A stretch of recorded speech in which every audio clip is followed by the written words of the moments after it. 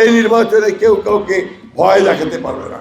যদি দেখায় তার বিরুদ্ধে ক্রিমিনাল অ্যাক্টে আইনে ব্যবস্থা নেওয়া হবে।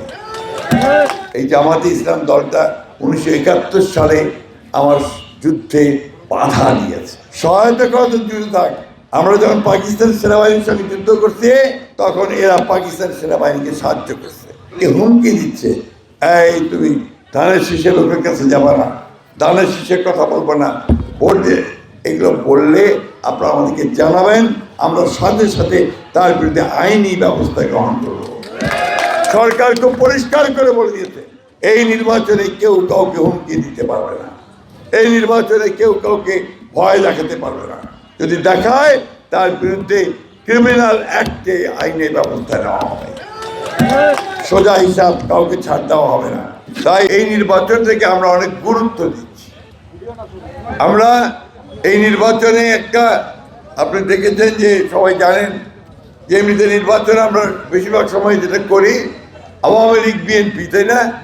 এইবার হচ্ছে নৌকা আর ধানের শীষ, তাই তো? এইবার নৌকাটা নাই। আপনারা সবাই জানেন আন্দোলনের কারণে নৌকার যিনি প্রধান নেতৃত্ব দেশ ছেড়ে চলে গেছেন এবং সরকার নৌকা আওয়ামী লীগকে এবার ইলেকশন করতে দিচ্ছে না।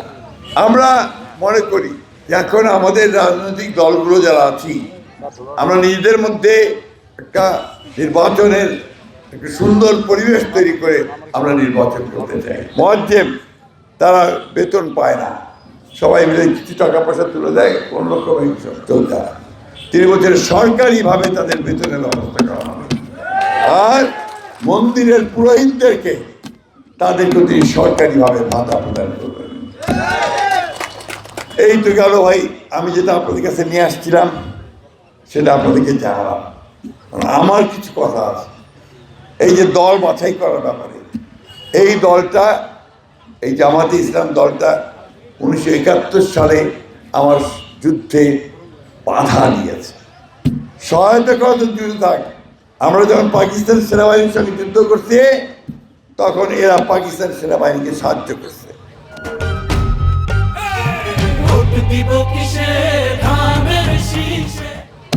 বলতে এক সত্য কথা, আমি নিজে মুক্তিযোদ্ধা, একদম অনেকে আছে মুক্তিযোদ্ধার সঙ্গে জড়িত। এই এলাকায় অনেকে প্রাণ চলে গেছে। আপনাদের এই এলাকায় অনেকে ইন্ডিয়া চলে যেতে হয়েছিল না?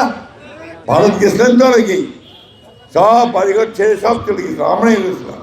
তখন ওইখানে আমরা 9 মাস যুদ্ধ করছি, কষ্ট করছি। সেই দলটা যারা আমাদের মুক্তিযুদ্ধে সহায়তা করেন, সাহায্য করেন, উল্টো পাকিস্তান সেনাবাহিনীকে সাহায্য করছে, তাদের কাছে কি আমার এই দেশকে আমি নিরাপদ মনে করতে পারি? নিরাপদ মনে করতে পারি? তাহলে কি তারা আমাদের কাছে ভোট আশা করতে পারে?